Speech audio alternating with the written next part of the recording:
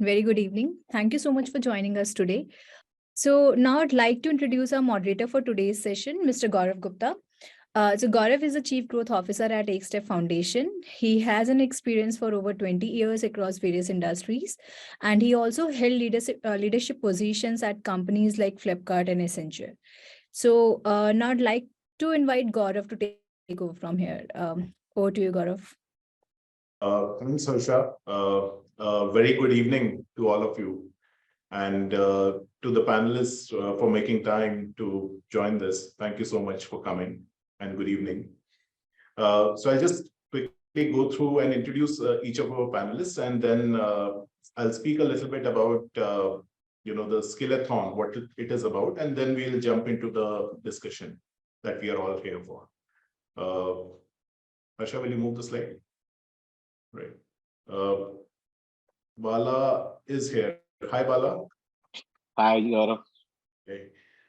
So Bala has basically founded a lot of companies, and he was in the Silicon Valley and sold quite a few startups, including one of the big ones being Snapfish, on the back of which he moved back to India a little later, and then he joined Aadhaar as a volunteer, alongside which then he also started Prime Ventures, formerly known as Angel Prime, as a seed stage fund, which has funded many innovative companies in this space. Besides this, Bala is also a co-founder of, chairman and co-founder of Freo, which is India's first credit-led neobank. So that's Bala. Welcome, Bala. Hi. Thanks for having me. Next, we have Sanjay. Sanjay is a partner at the Bharat Innovation Fund, and he's also the Chief Innovation Officer at CII.co, where he leads entrepreneurship efforts and digitization projects that many entrepreneurs launch. Sanjay is also the chair of the technology committee on MOSIP. MOSIP is the modular open source identity platform. And prior to which, Sanjay also collaborated with NPCI towards defining UPI, the Unified Payments Interface. Prior to that, Sanjay was the Chief Product Manager of UIDI, better known as Aadhaar, as we all know it. And before that, Sanjay has had a long stint at Google, where he was he was leading efforts on Google Maps that we all use today. Welcome, Sanjay. Thanks, Gaurav. Pleasure to be here and to join this hackathon. Thank you. And then we have Beckn on the panel. Beckn is the founder and CEO of Udyam Learning Foundation. Beckn also is the co-founder of GAME, better known as Global Alliance for Mass Entrepreneurship. And he's also the co-founder of ACT Grants for its social change and impact-related investments and projects. Beckn is also an active angel investor, and he's an independent director on the boards of many companies. Prior to this, Beckn held the position of Chief People Officer at Flipkart. And Beckn is quite passionate about entrepreneurship and promoting it and helping build the skills around that amongst individuals and doing that. Welcome, Beckn. Thank you, Beckn. Thank you, Gaurav. All right. Now with that, let me just quickly talk about Skill-a-thon a little bit, and then we will jump into the discussion. So Skill-a-thon as such is an initiative held together by EkStep Foundation along with the DSEP community. DSEP is the Decentralized Skilling and Education Protocol community, which is working towards enabling diverse use cases where open protocols can be leveraged to power use cases across skilling, education, and livelihoods, especially those around discovery and trust. Now, this is based on the principles of NDR, which is the National Digital Education Architecture, and it actively leverages Beckn, which is an open source protocol. Now, as a part of this hackathon, which has been organized, it basically provides opportunity to individuals and organizations to participate and create many different types of solutions, leveraging this basic infrastructure of protocols and credentialing to create solutions which can be around skilling, jobs, livelihood, education, etc. I mean, I would say the imagination of the people in this can be really diverse, and that's what they can do. So set of quick timelines in this context and what's in it for people. So timelines are the registrations are still open. So I'll urge everyone who has not registered and is listening to this to please sign up and register. For the Skill-a-thon, registrations are open till 12th. On 13th, we have the launch event when challenge statements will be revealed, along with a launch event, which will have Dr. Pramod Verma speak about why some of these things are important and what can it lead to in terms of impact, along with a fireside chat, which will be hosted by the CEO of EkStep Foundation, Mr. Shankar Marwada. Then between 13th to 16th, people can submit their ideas, and on the back of which there can be a phase 2 for this, where the prototypes will be submitted by everyone. And finally, those which are selected in the closing ceremony will get a chance to present them to Mr. Nandan Nilekani. And winners will be announced. The winners stand to get a prize of up to rupees 3 lakhs, and there are different categories of prizes. So the total prize pool is around rupees 16 lakhs. And of course, all of those will participate and will make submissions and winning contributions, and a chance to also get verifiable digital credentials, which they can put upon their resume and take advantage of that. So I'll urge everyone who's listening to this to actively participate and make the most of it, and more importantly, solve for different challenges that they are passionate about, which can really enable many, many more in the country.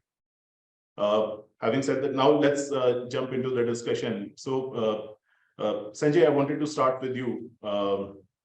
Now, given, I mean, basically you are a veteran of digital public goods and digital public infrastructure, right? Being involved in Aadhaar, in UPI, and now in MOSIP, right? So just wanted to start by asking a question about why do you think digital public goods and digital public infrastructure are really important, and what is it that they can help with in terms of being leveraged and being used? Thank you for that, Gaurav. I mean, it's a pleasure to be here, to be part of this effort.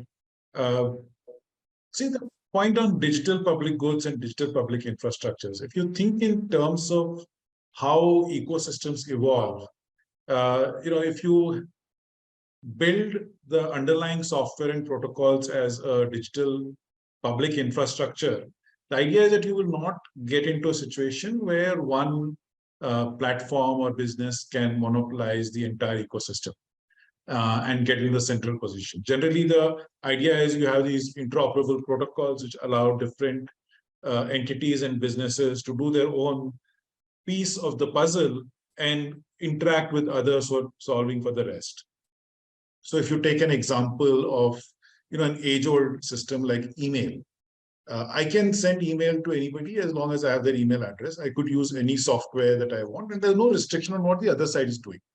So because here the system is set up through an open protocol, which allows the software developer I work with to work with the software developer you work with, and the two can then talk to each other without there being a need for a common platform in between, which owns the whole system.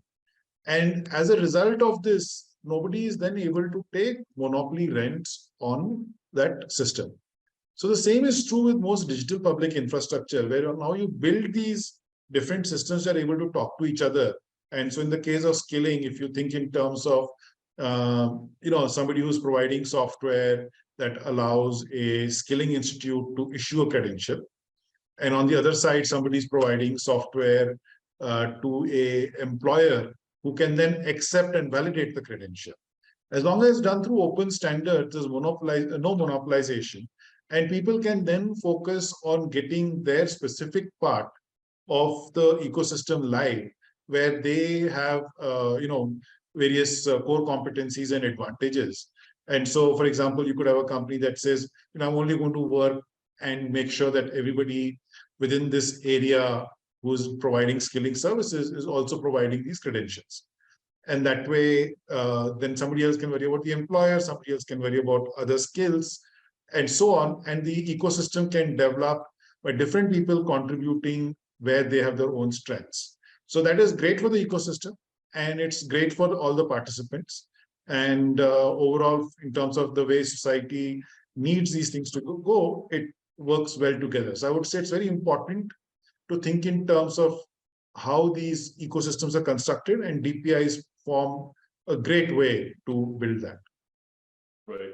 Thank you. So in essence, you're saying that, the aspect of decentralizing things through open networks and giving base infrastructure, which enables the agency of many actors who would like to leverage it and use it to solve for different use cases. It enables that, and B, for the beneficiaries, it creates more options vis-a-vis getting married to, or even lowers down the cost of what it may, allowing for better discovery and better trust that it can bring into the game, looking at different capabilities that this can help create. Exactly. Right. Great. Thank you. With that, let me move to you, Bala. Bala, you have been in the Silicon Valley. You spent a lot of time there. Of course, you've been associated with Aadhaar. You've seen the evolution of this in India. And recently, we hear this term that DPGs and DPIs are becoming the next mega trend. Right? We had even someone like Satya Nadella speak about it, and various people across the globe really getting excited about it. So what's in it about the DPGs and DPIs that it's making it a mega trend? And how is it that people are looking at it, not just in India, but across the world, and the kind of opportunities it's created? So, Gaurav, I would say it's not quite at a mega trend in the in the tech world, but I think it's getting there. And it's also a good time for entrepreneurs to come and innovate, because once it becomes a mega trend, there'll be a lot of noise. The particular reason is that I think there is kind of a little bit of a time of reflection about some of the social costs of what Sanjay talked about in terms of these mega platforms, which have come in. Sort of, it's a winner take all, and they're mired in regulatory issues, privacy, right? So some of the CEOs are spending more time in Washington than in in the office, with the law, with the government coming down on them pretty hard. So there's a time of sort of great questioning, I would say, in some sense, at least starting off it, definitely in Europe, and also starting in the US as well, to say, hey, maybe is there an alternate model? So that's kind of one reason. The second one I would say is that the cost of building software and just this whole black magic of software as a moat, right? So it's sort of slowly coming down, right? Especially now, and it's accelerating, especially with GPT and some of the programmer productivity tools that you're seeing through these large language models. And that's why you see a lot of layoffs and stuff in even across the board. Is that this whole thing of just purely building technology and everybody building the same technology over and over again, and thinking of that as a moat, that cost might come down. And where DPGs come in is that, hey, there is an open set of tools. Like, nobody's building operating systems anymore. We're not trying to build another mobile OS anymore. We're not building Linux, right? So all of these pieces, we're not building web browsers anymore, right? Or web servers, right? So a lot of these things have already been built. And now this is basically just used. And why can't we do that in a sort of a higher level software as well, like credentialing, like education, right? Like, of course, MOSIP that Sanjay is working on. So some of these things, if we can make that cost of that like dramatically lower, we take 90% of the cost out. What can you focus on? Can you do something cheaper, better? And will that change your business model such that you can serve sort of the underserved population, but increased market? There's a large market of people who it's just not economical to serve, partly because the technology cost is very high. So can you do something like that? And that is sort of the questioning that is happening. And the last one is that the markets are also saturated. Right? How many apps can you sell to like the same set of people? You do need to go to the next set of people, and DPGs can sort of lower your cost, from the previous point I made, to get there. So fundamentally, these three things, I think there's a little bit of a reckoning in terms of the social cost. Now we're seeing rise of right-wing populism and so on and so forth politically, because of some of the winner-take-all models. Second is lowering of the cost, just a little bit of software costs themselves coming down. And thirdly, that potentially driving a different set of business models. Maybe we need micro entrepreneurs. We don't need like this large entrepreneurs. And things like what we are doing here with the digital verifiable credentials, and all of these are sort of the right steps where this is all built. You go innovate on top of this, right, at a much lower cost, and start making money on it. Right? So I think that's why this is happening. No, brilliant, Bala, because in a way you're saying that it's bringing down the cost to serve, yet opening up better opportunities in the market. And as the questioning is more around from walled gardens towards open markets, and especially serving the underserved, how this can play a crucial role in working for the society, as well as in terms of enabling better availability of services to all the citizens. So at this point, actually, let me bring Beckn in, because Beckn, you've been associated with creating that impact in the sector for a while now. And I know that you're really deeply passionate about entrepreneurship and promoting entrepreneurs, especially micro entrepreneurs, and of course the areas of how it can lead to more jobs and better skilling opportunities for individuals. So in this context, as some of these trends are coming, what do you think are the real challenges that one can solve for? The kind of grassroots problems that with lower cost to serve, better access to market, what is it that the entrepreneurs leveraging DPGs, DPI should really look at solving for in this space? Yeah, my view is that the space is very widely open. If you think about what's happened in education or in skilling in terms of digitization, it's actually peanuts. It's very, very little. We probably have tuition centers being running online and live classes as really the only things that's been attempted at scale to try and digitize what's happening. Today, if you think about it, even a resume isn't digitized. Machine cannot read a resume.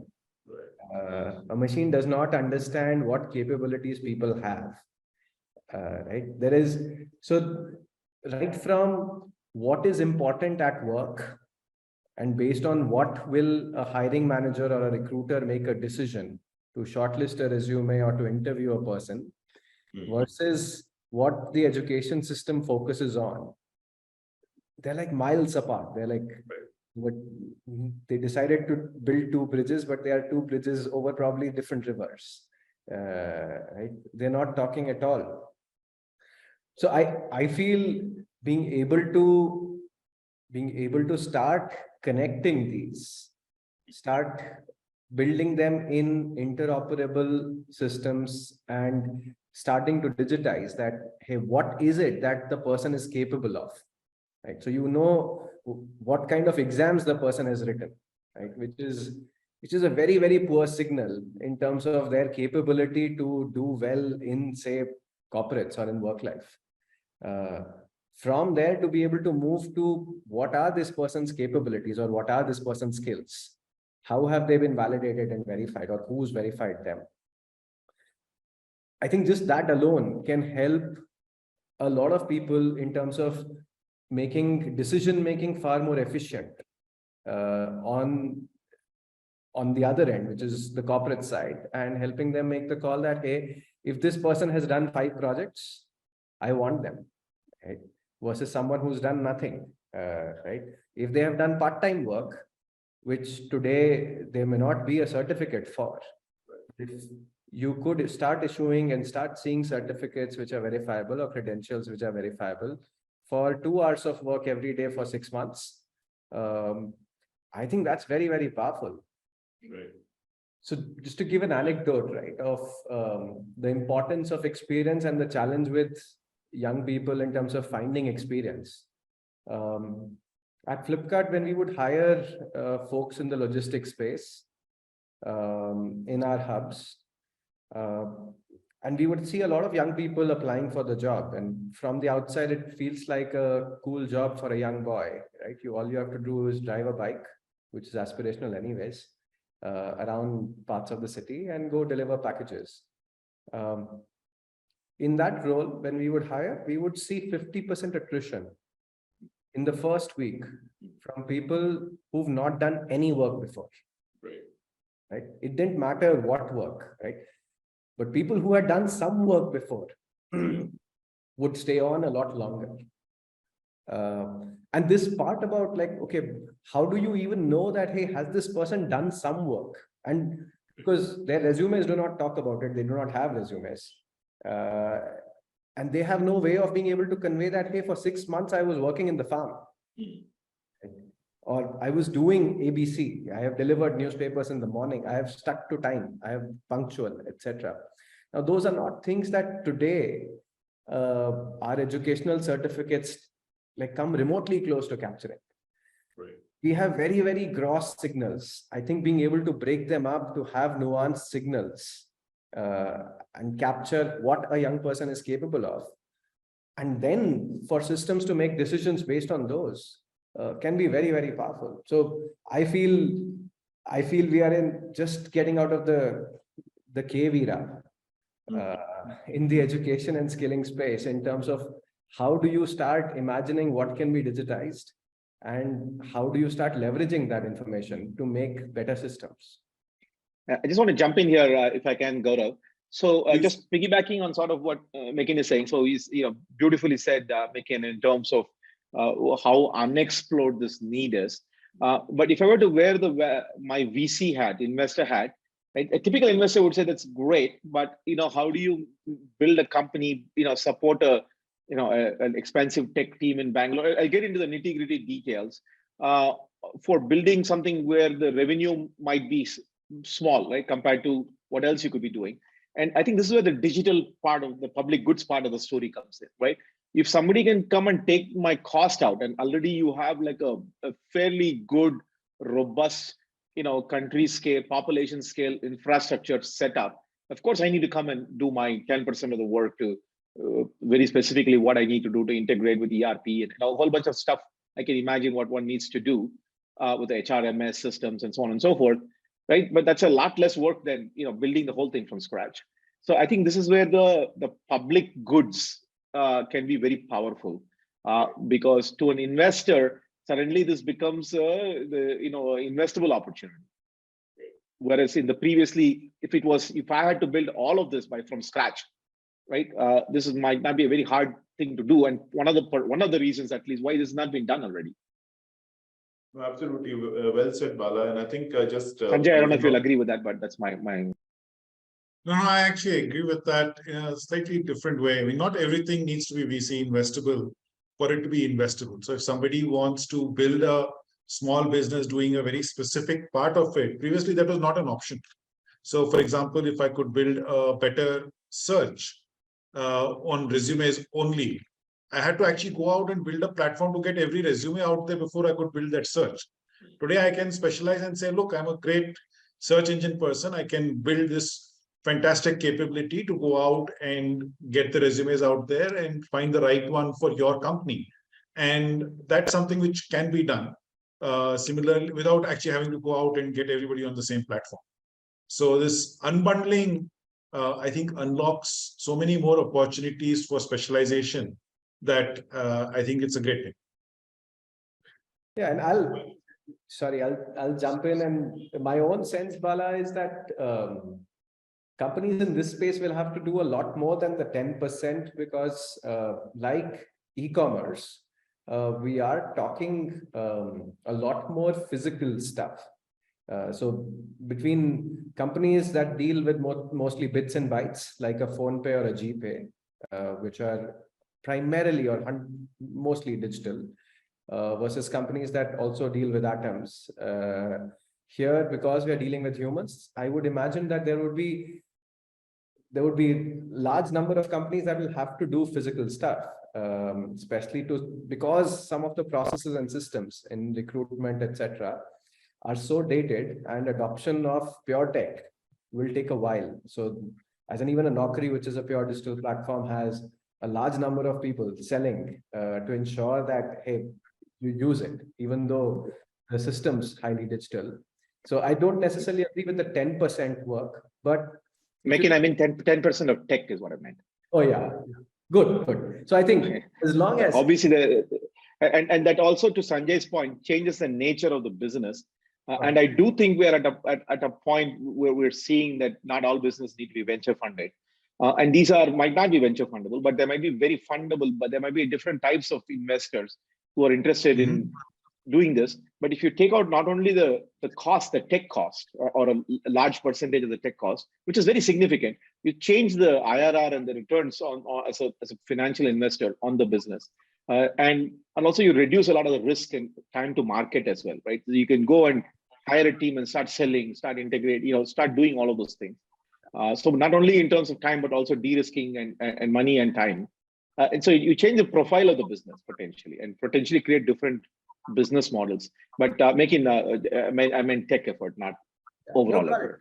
And also, I think, Bala, to just build on what you said, for a country, the kind of problems that start getting solved, right, are problems driving far more efficient and effective than every back and reinvent. So Urban Company did a fantastic job of doing a lot of this, right? So you know that, hey, for a carpenter or electrician,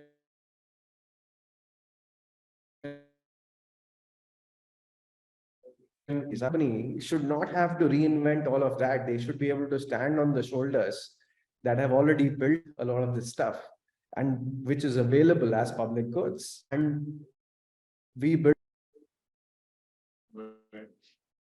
Yeah, so I think a lot of great set of points. I'll just kind of bring out a nuance here. So I think, MeitY, you touched upon the gap between, skilling and education versus the real job and the opportunity that people need to do. And a lot can happen in terms of creating bridges, like you said, between the two, right? And actually also opening up opportunities, bringing in more trust, verifiability, and so on and so forth. And Sanjay, you spoke about the aspect of this unbundling it, right? So that not everyone, like in the past, is trying to build the whole solution together, right? And it's really going in the space of you build your own part versus trying to build the whole thing. And Bala, to your point that, if each one does their bit, it basically layers on and adds on. And ultimately, you may not have a monolith solution, but standing on the shoulders of what others have built versus trying to build it over again and again. How does that lead to the evolution in the space and solving for the challenges and opportunities? So now, again, a question linked to that to you, Bala, first. Do you see entrepreneurs, being aware of something like this, or do you see a shift in their mindset when it comes to taking a part or a block which is available elsewhere and bringing it into the game so that it lowers down their cost to serve and helps them build above what they may have? Yeah, I'm just starting to talk to the entrepreneurs, Gaurav. I do see an interest in this. I do think, what I've seen, I've been in this industry for 30 years now. And I've seen multiple generations of entrepreneurs. I'm kind of dating myself. But I've seen several, and every few years, basically a new batch with a new mindset comes in. And I do see that happening, in India, definitely. But even in the US coming in, who are a little bit more broader thinking, right? Who are a little bit more of, so everybody who comes in wants to rebel against like the previous generation, right? So previous version of them. So I do see them coming. MeitY, you might have a more nuanced view on this. But what I don't see is people who are, people know about any of this stuff, right? We might think that, DPG, DPI is well known, but most people have no idea, right? They know some open source pieces exist, but I would say the biggest challenge is just awareness, what you can do, what is an MIT license, just like the nuts and bolts of what is it that has been built, and how is it that you can go and take take to market quickly. All of the stuff you're talking about. Right. Got it. So basically, awareness is a major problem, and unless one bridges, that there may be excitement, but how does one leverage that in the context of the awareness that you raise can be the next angle to consider here. Sanjay, your thoughts on looking at how one can really try to build that awareness or create that excitement amongst entrepreneurs around something like this as they were to solve for these kind of challenges. So, Gaurav, I think this is a great start itself. I mean, having a hackathon or a skill-a-thon and bringing people in, I think it's a good start. And I think, we've been using whatever platforms we have to get at least as much of the word out there as possible. Because I do think that that's one of the biggest issues with when you're trying to build an ecosystem is to get enough critical mass out there that you can build your part and everything else works well together. So to get to that point, it takes effort, takes a little bit of time. But I think we've seen that happen with UPI. We've seen that happen with ONDC right now. We have seen that, if you build something meaningful that people can use, we will get the message out there. We will get entrepreneurs building who will build the pieces together. And as long as there's somebody helping to at least guide the ecosystem in finding those gaps and plugging them in, we get to the right result. And so I think what you're doing today is a good first step, but it will need, I would say, sustained effort over a couple of years to actually get that momentum going. And then it becomes unstoppable. We have seen this happen in India with all the previous DPGs that I've been involved with, whether it is Aadhaar or whether UPI. We are seeing the same happen with MOSIP and so on, right? That it takes a certain amount of time. You build up a critical mass, you continue doing the right thing, and keep making enough noise so people are aware of what's happening. You don't do it in silence, but you don't even need to be, get everybody excited on day one, because that also doesn't work well. So I think you just keep building with time, and we'll get there. Right. No, so that's a great point, Sanjay, because you're saying that excite people with a few things, get that going, and then continuously keep working at it to expand, so that more and more challenges can be resolved with the kind of entrepreneurship talent that's there in the country.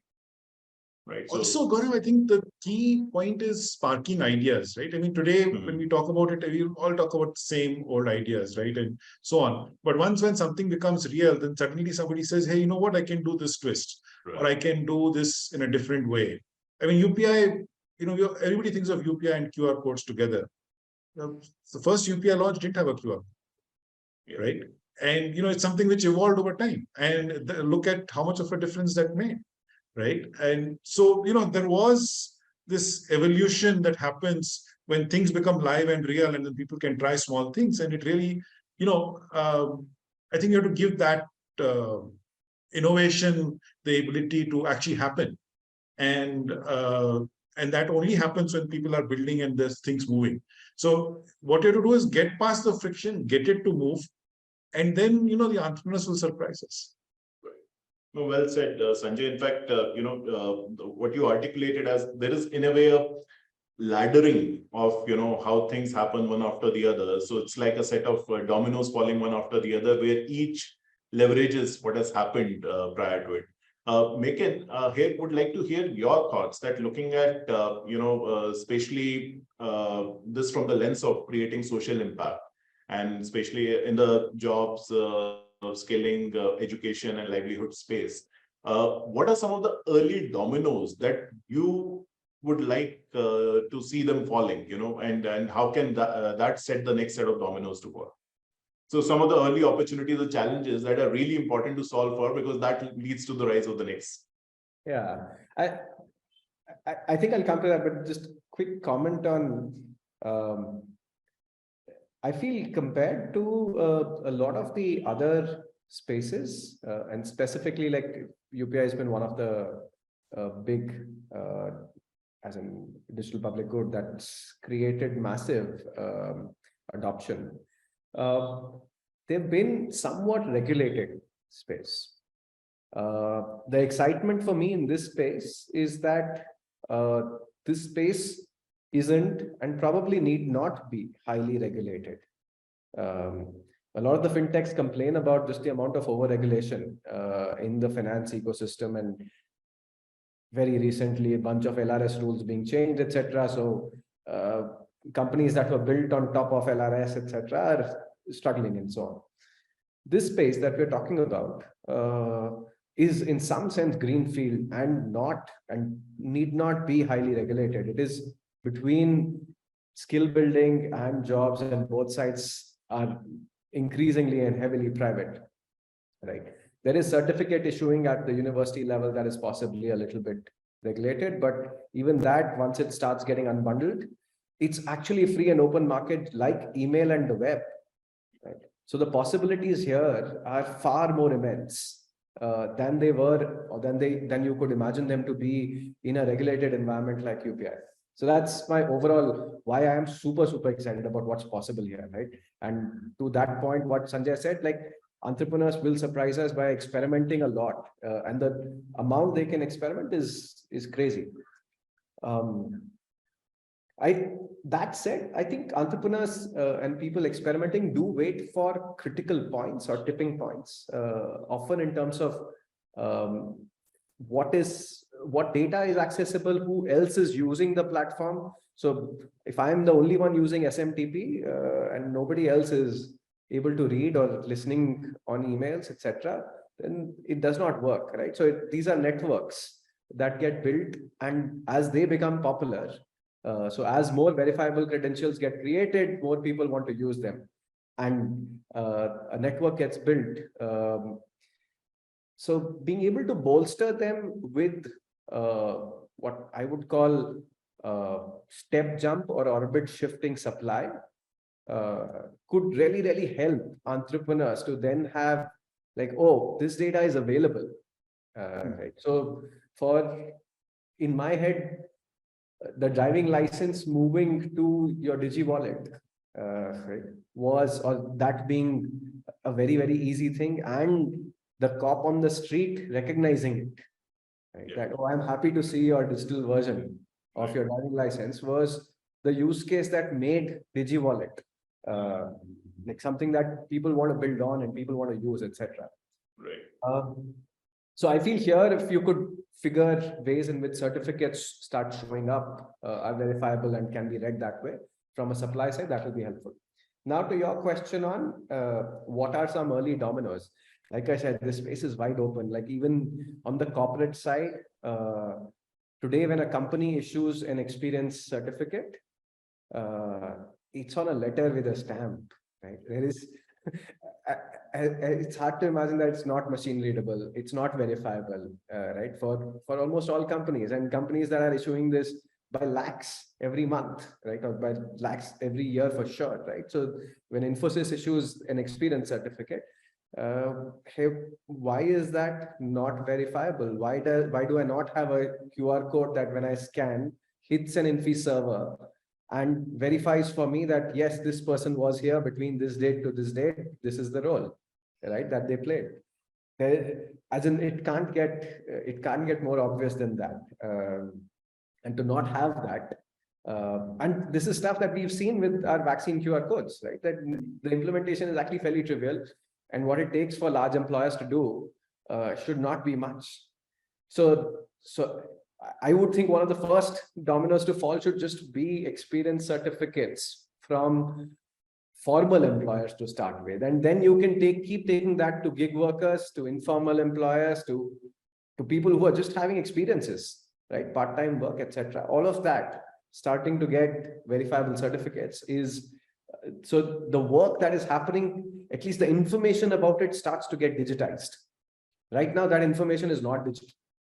Right. It's not available. So that for me is like the first set. And And I'm thinking not just of the INFI certificate, I'm also thinking of the Narega road builders. Right.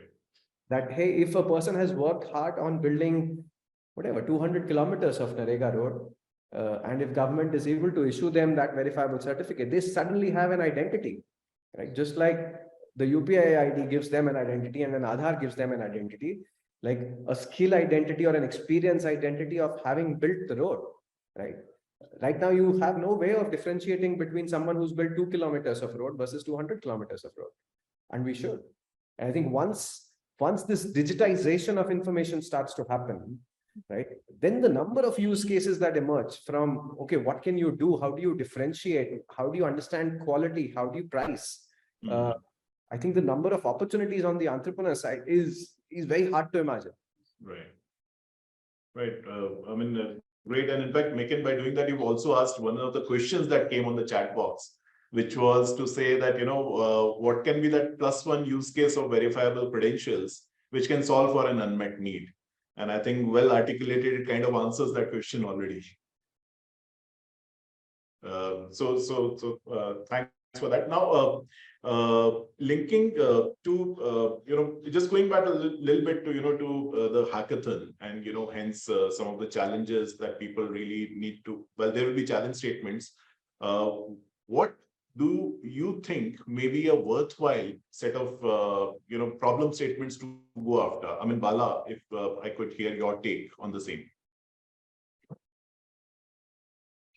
So I think some of this has already been articulated, Gaurav, by MeitY and Sanjay.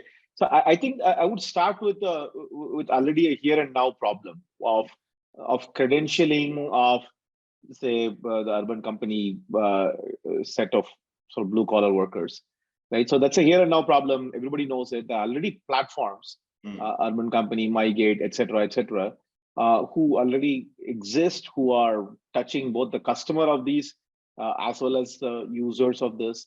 So, or there can be new things that can be built and funded where it might be a little bit more expensive to get customers, but maybe sometimes it's easier to do that.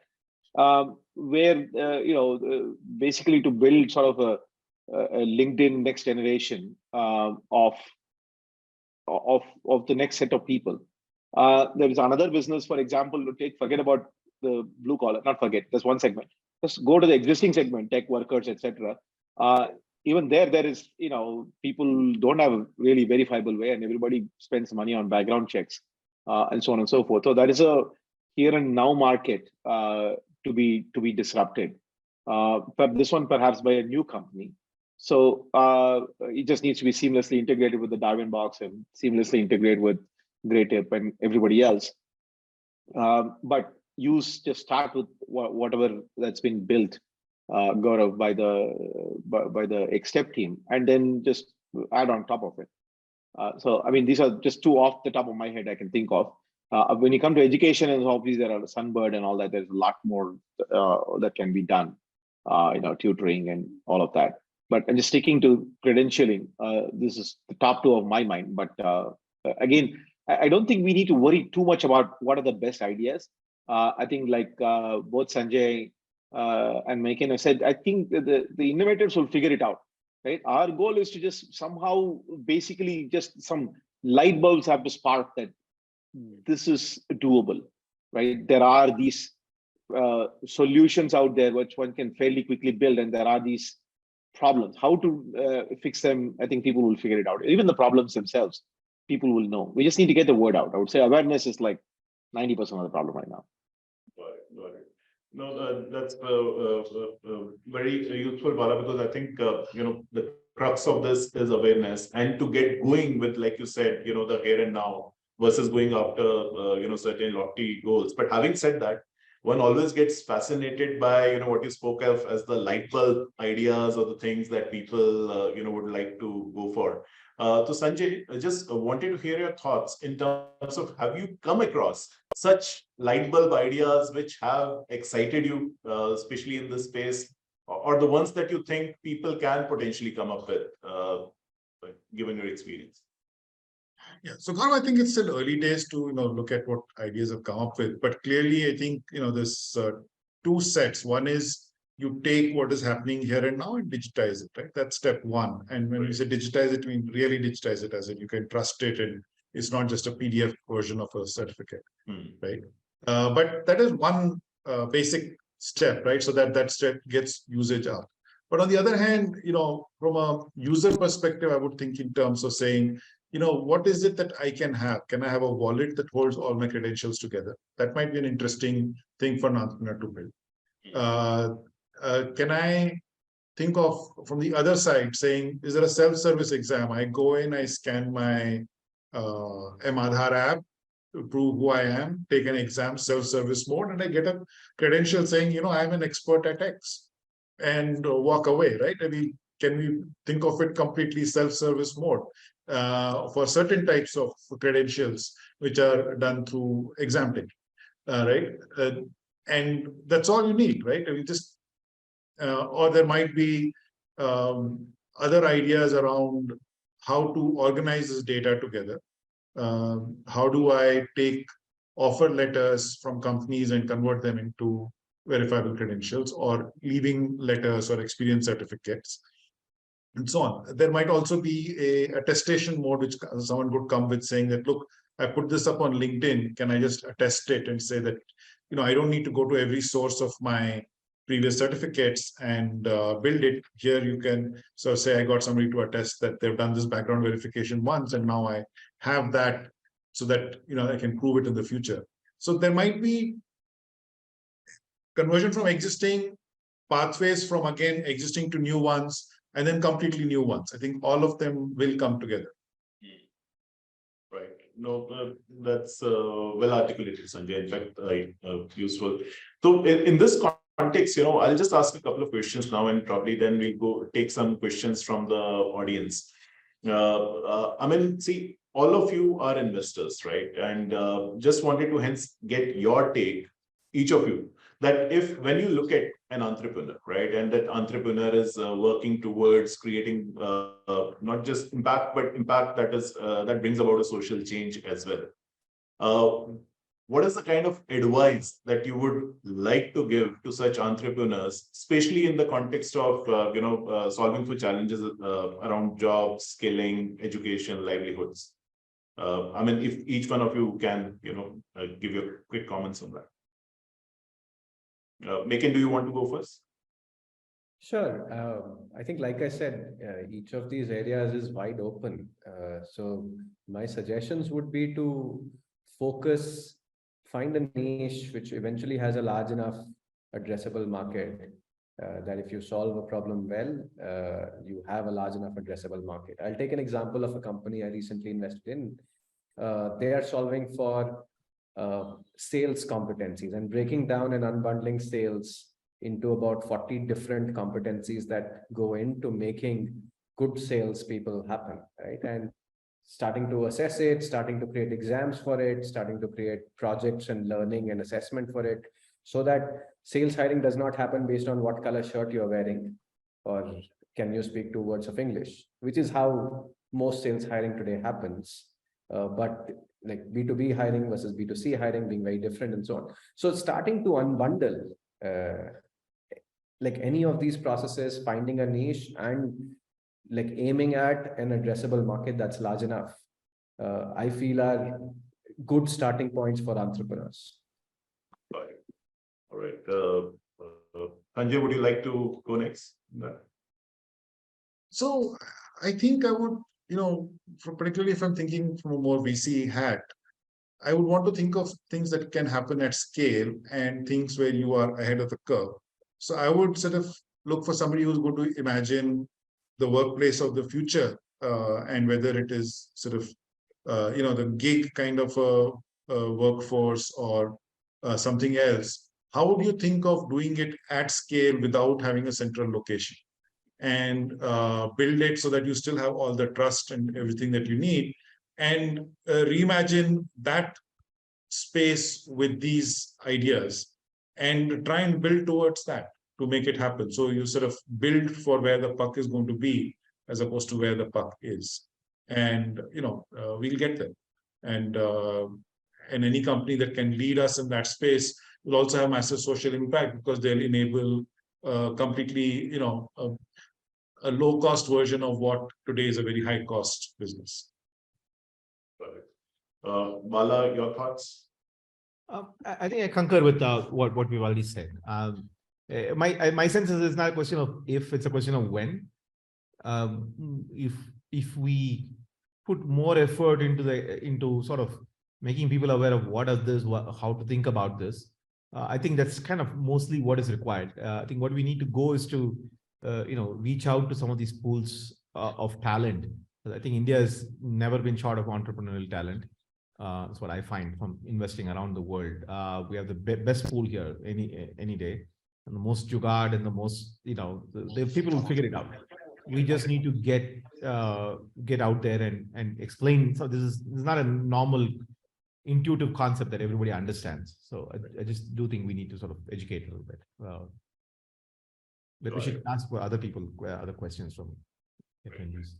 No, thank you so much. Those were words of wisdom from all of you. Really useful. I will now take some questions from the audience. The first one, MeitY, I'll ask you. It is about where do you think the gap is bigger in the market? Is it in terms of the supply of people or their intent to get skilled, or is it in terms of supply of training or skilling avenues which can upskill people? I mean, where is the real gap, and where should one try and focus in that context? Yeah, in my mind, I think there is a significant gap in skilling that is excellence oriented.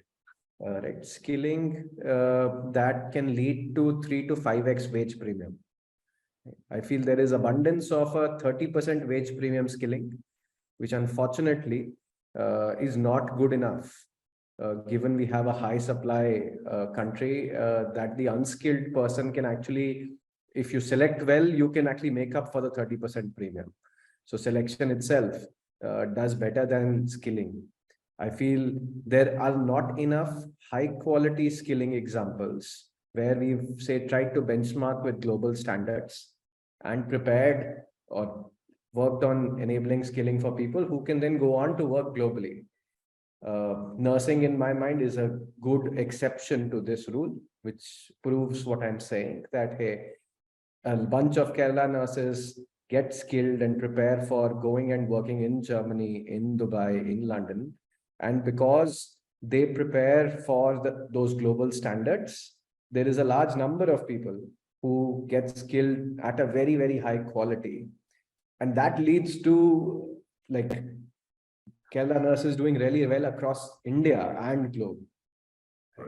I wish we had something similar for teachers. I wish we had something similar for, actually, you can pick a profession and say that, okay, here we are aiming at excellence and we are the best in the world. So like we say, IITs and IIMs, and so our doctors, our nurses, our engineers are the best in the world.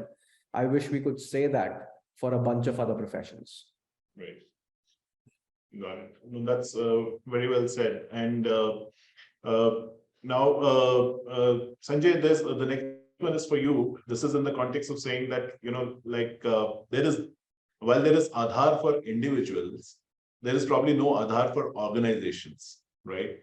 So your take on that, and if one were to imagine an Aadhaar or an Aadhaar equivalent for organization, what kind of opportunities can it allow? Actually, I disagree with the premise of the question, right? I mean, Aadhaar is an identity which is given to an individual by design. Right. While for a corporate, when you can get a digital signature, which is, a corporate signature. And so such a concept does exist and allows you to prove your identity digitally. And so you can have your company get a digital ID and use that to sign a credential which proves that I'm an employee of that particular company, and so on. So there are equivalents. You don't actually need the Aadhaar directly. I mean, the whole digital signature concept actually works very well in all the other spaces, except where you need to prove it's a real human, right? So I think that concept exists, and I would not even think about too much on that. You just have to start issuing proof of employment as a VC, as a verifiable credential. Right. Bala, your thoughts on a question around, you spoke about different business models which can one can innovate, right? So any examples that you would like to take from this or from any other industry of some of the innovative business models that you have seen, which can inspire, some of the innovative business models in the skilling, education, and livelihood space? Yeah. So what I would say is that, so I just want to be very careful when I say innovative business models.